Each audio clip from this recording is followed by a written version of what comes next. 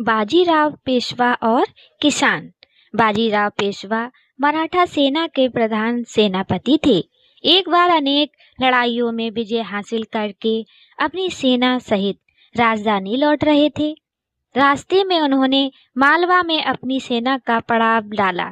बहुत दूर से चलते चलते आ रहे उनके सैनिक थककर चूर हो गए थे। वे भूख प्यास से व्याकुल थे और उनके पास खाने के लिए पर्याप्त सामग्री भी नहीं थी। बाजीराव ने अपने एक सरदार को बुलाकर आदेश दिया, तुम अपने साथ 100 सैनिकों को लेकर जाओ और किसी खेत से फसल कटवा कर छावनी में ले आओ। सरदार सेना की एक टुकड़ी लेकर गांव की ओर चल पड़ा। रास्ते में उसे एक किसान दिखाई दिया। सरदार ने उससे कहा, देखो, तुम मुझे इस इलाके के सबसे बड़े खेत पर ले चलो। किसान उन्हें एक बहुत बड़े खेत के पास ले गया।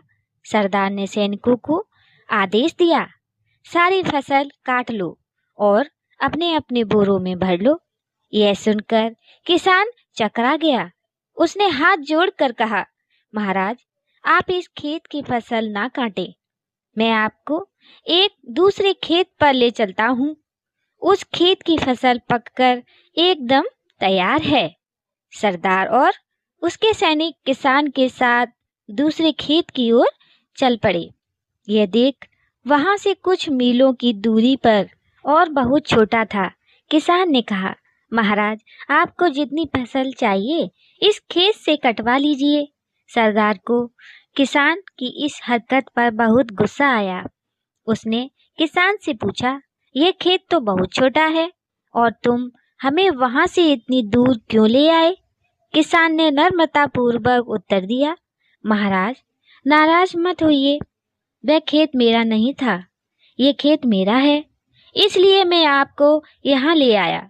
किसान के जवाब से सरदार का गुस्सा ठंडा हो गया। वह अनाज कटवाए बिना ही पेशवा के पास पहुंचा। उसने यह बात पेशवा को बताई। पेशवा को अपनी गलती का एहसास हो गया। वह सरदार के साथ स्वयं किसान के खेत पर गए। उन्होंने किसान को उसकी फसल के बदले ढेर सारी असरफियां दी और फसल कटवाकर छावनी पर ले आए। शिक्षा, नर्मता का परिणाम हमेशा अच्छा होता है। दोस्तों, कहानी कैसी लगी कमेंट में बताइएगा, लाइक सब्सक्राइब भी कीजिएगा हमारी अगली कहानी के लिए। जय श्री राधे।